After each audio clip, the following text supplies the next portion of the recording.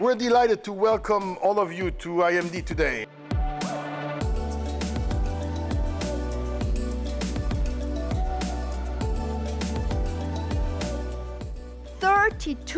Of the top 100 Swiss startups, according to startups.ch, have already worked with the IMD. We are very happy to be members of Digital Switzerland and to support Digital Switzerland's activity.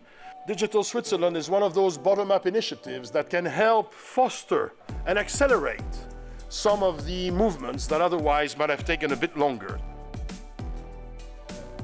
We have at IMD a World Competitiveness Center that produces a highly respected ranking of competitiveness of countries.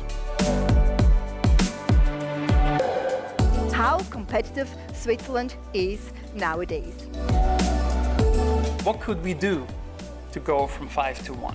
This digital upskilling is really key. Some problems are centered around the regulatory framework and also the skepticism, especially of the individual level.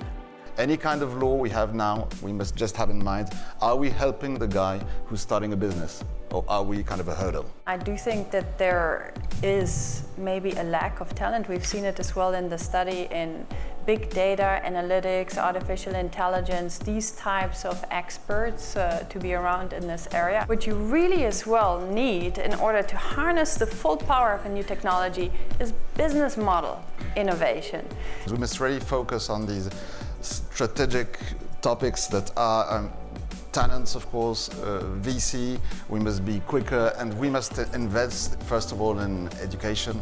We have also set up 75 million funds for green tech that will foster digital innovation. What we really need is entrepreneurs, okay? Because we have scientists, we have, financiers, we have all this, but entrepreneurs are like artists. They are born entrepreneurs. There's the people who cannot do anything else but run with their best ideas.